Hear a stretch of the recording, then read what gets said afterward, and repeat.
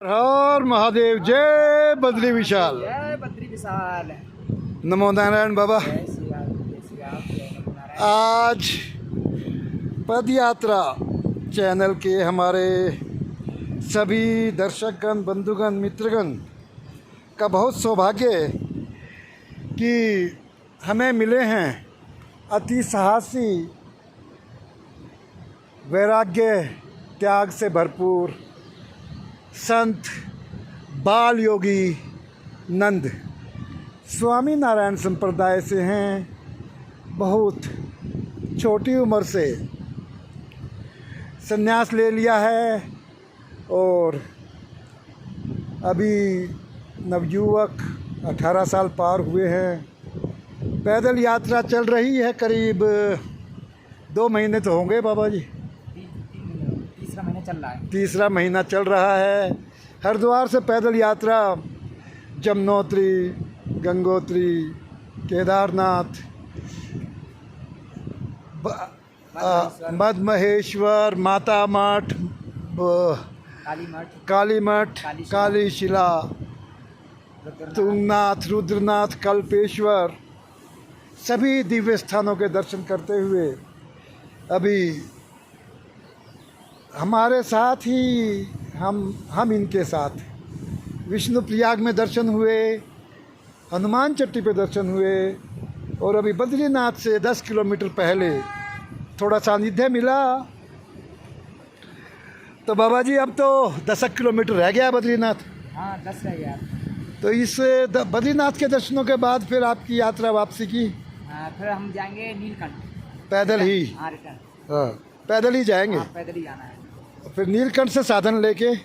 हाँ, फिर नीलकंठ से फिर हरिद्वार जाएंगे, हरिद्वार से फिर आश्रम चले जाएंगे वृंदावन। हरिद्वार से साधन ले लेंगे। वृंदावन में निवास करते हैं फिलहाल? जी, वृंदावन के पास ही है नौझील बाजना। कौन सी जगह? नौझील बाजना। नौझील बाजना। वहाँ क्या है? स्वामी नारायण श्री बांधेश्वर हनुमान मंदिर। हाँ, शनिधाम मंदिर। शनिधाम मंदिर। हाँ जी, नौझील। तो वो स्थान स्वामी नारायण संप्रदाय का ही है? हाँ जी, हाँ जी, हम स्वामीनारायण संप्रदाय से हैं तो स्वामीनारायण संप्रदाय का होगा। तो कुछ हमारे पद यात्रा चैनल के दर्शकों को आपका संदेश। हम 7 पदयात्री चल रहे हैं दिल्ली से, 29 जून को चले थे। आज हमारी यात्रा का 42वां दिन है और संभवतः आज हमारी यात्रा लक्ष्य तक पहुंच जाएगी। हम भी जमुनोत्री, गंगोत्री, केदारनाथ, मधमहेश्वर, तुंगनाथ और काफ़ी अन्य दर्शनीय स्थान, काली मठ वगैरह करते हुए यहाँ पहुँचे हैं। तो हमारे पदयात्रियों के लिए, पदयात्रा चैनल के दूसरे सभी बंधुजन, दर्शकगणों के लिए संदेश दीजिए बाबा। देखिए, ये यात्रा है हमारी, एक आध्यात्म की यात्रा है जी। इससे क्या है, हिमालय में क्या है, हिमालय से सर्वत्र पूजते हैं। हिमालय हमेशा सर्वत्र पूजनीय है, क्योंकि हिमालय में क्या है, हिमालय में एक आध्यात्म के, एक हमारे शरीर का अनुभव, शरीर की एक आध्यात्म का, जिसलिए हम संन्यास लिया है हमने, उसकी खोज के लिए, कि हमने एक अनुभव के लिए, आत्म अनुभव के लिए, आत्मचिंतन के लिए यहाँ पर हम आया करते हैं। हिमालय की घाटियों, हिमालय की कंदराओं, हिमालय के पहाड़ों, हमारे संत महात्मा, ऋषि महात्मा इसलिए आया करते हैं। क्या ऐसा वर्णन आता अपने शास्त्रों में, ऐसा उल्लेख आया है अपने शास्त्र ग्रंथों में। क्या है, आप यहाँ पर जानते हैं बद्रीनाथ में नर नारायण स्वयं परमात्मा रूप में विराजमान है। अर्जुन नर के रूप में है और नारायण के रूप में भगवान श्री कृष्ण उपस्थित हैं। सदियों से है ये तो आप जानते हैं, क्योंकि कहते भी हैं धर्मो रक्षित रक्षिता। धर्म क्या है? धर्म कहीं मार्केट बाजार में कहीं नहीं मिलता है। क्या धर्म एक धार्मिक स्थलों पर जाकर के ही धर्म की हमारे लिए जानकारी होती है। ऐसा वर्णन अपने शास्त्रों में उल्लेख आया है। सभी मित्रों के लिए जय श्री राधे, प्यार भरा जय स्वामी नारायण। जय बद्री विशाल बाबा। बद्री विशाल की। बाल योगी नंदन जी स्वामी नारायण संप्रदाय से। तो स्वामी नारायण संप्रदाय के बारे में कुछ?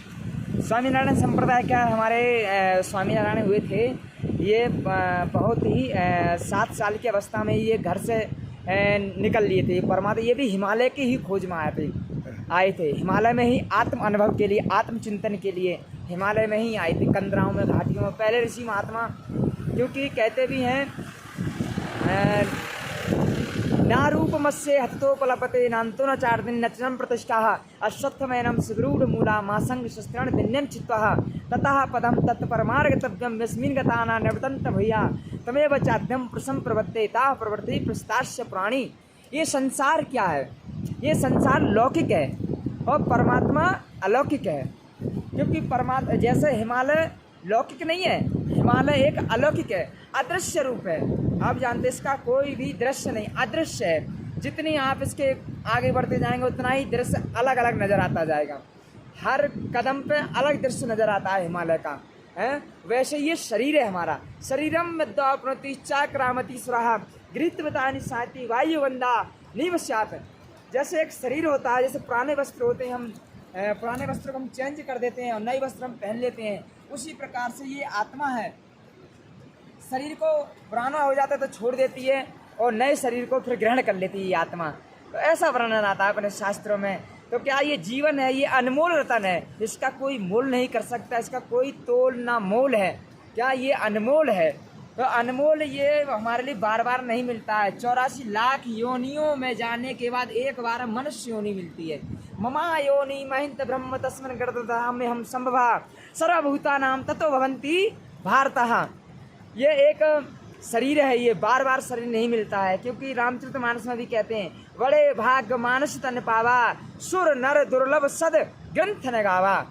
हाँ, तो यही रामचरितमानस से कहती है हमारी कि बड़े सौभाग्य से जीवन मिलता है। क्या? तो ये हम फिर किस लिए आते हैं हिमालय में? हिमालय में फिर एक बार कहा चौपाई आई है, तरस परस मुख मज्जन पाना हराए पाप कहें वेद पुराना। जैसे कि एक दूसरे के दर्शन करने से, स्पर्श करने से हमारे पापों का जन्म जन्मांतर के पाप हमारे नष्ट हो जाते हैं। और यदि वार्ता हो जाते हैं हमारे जन्म जन्मांतर के पाप, क्योंकि दर्शन प्रसन्न करने से। तो इसलिए हम बद्रीनाथ आए हैं, क्योंकि ये हमारे कुछ पाप होंगे, उनके कुछ ना कुछ देखो पाप तो होते, हर व्यक्ति पाप कर रहा है प्रतिदिन। कोई परंतु बाबा जी आपका तो बहुत पुण्य जीवन है। छोटी उम्र से ही लाल कपड़े संन्यास ले लिया है, वैराग है, त्याग है, पूर्णतः फलाहारी हैं, किसी भी तरह का कोई भी अन्न नहीं ले रहे हैं, फिर भी आप भी पाप की चिंता कर रहे हैं। देखो ऐसा होता है इस जीवन में, कोई सही पाप तो हर किसी से होते हैं। जो जन्मा है पृथ्वी पर उसमें पाप रहित नहीं है, पाप युक्त है। क्योंकि हम पृथ्वी पर चलते हैं, ज़मीन पर चल रहे, छोटे छोटे कीड़े होते हैं, चींटी होते हैं, हमारे पैर से अवश्य हो जाते हैं। तो क्या ये भी एक पाप में आता है? उनके एक पाप से मुक्त होने के लिए, उनसे एक कल्याण होने के लिए हम परमात्मा के दर पर आते हैं। इसीलिए तो हम जाया करते हैं। और हर हिंदू धर्म में, हर सनातन धर्म में हर मनुष्य के लिए जाना चाहिए। क्या धार्मिक स्थलों पर जैसे बहुत से हम जा नहीं पाते, पहुंच नहीं पाते, लेकिन परमात्मा को अवश्य हमारे लिए पूजना चाहिए। ये हमारे सदग्रंथों की कहावत है ये। हाँ, तो बाबा आप तो साधु हैं, हम गृहस्थों के लिए क्या? देखिए ऐसा है, यदि हम संत होते हैं, ये संसारिक से परे हुआ करते हैं। और संसारिक लोग जो होते हैं, भौतिकता में जीते हैं, उनके लिए क्या होता है? देखिए वो तो पैदल यात्रा नहीं कर सकते, क्या? लेकिन उनके लिए मुक्ति का साधन है। शास्त्रों का चिंतन करें, भागवत का स्मरण करें, रामचरितमानस का पाठ करें, गीता का स्वाध्याय करें, ये भी मुक्ति का साधन है। साधन धाम मोक्ष कर द्वारा। क्या? ये मोक्ष के द्वारा है ये साधना। साधना घर बैठो कर सकते। साधना संत वस्त्र पहन के नहीं हो जाते हैं, क्या? संत साधना से होते हैं। क्या? साधु साधना से होते हैं, संयम से होते हैं, नियम से होते हैं, आचरण से होते हैं, सिद्धांतों से होते हैं, वातावरण से होते हैं, रहन सहन से होते हैं, खान पान से होते हैं, चलने फिरने से होते हैं, बोलने चालने से होते हैं, वाणी से होते हैं। यदि हमारी वाणी संयम में है, शरीर हमारा संयम में है, तो हमारी साधना हो रही है बढ़िया। ये संयम युक्त नहीं है तो साधना हमारी असफल है। तो बाबा पद यात्रा यूट्यूब चैनल की तरफ से आपके इन अमूल्य विचारों के लिए बहुत बहुत धन्यवाद, साधुवाद। आपके लिए भी यूट्यूब चैनल से जो भी जुड़े हुए हैं, आप सब सारे श्रद्धालुओं के लिए, सब भक्तगणों के लिए जय श्री राम, जय स्वामीनारायण, जय बद्री विशाल, जय गिरिराज, जय गंगोत्री, जय यमुनोत्री। जय जय जय जय जय जय।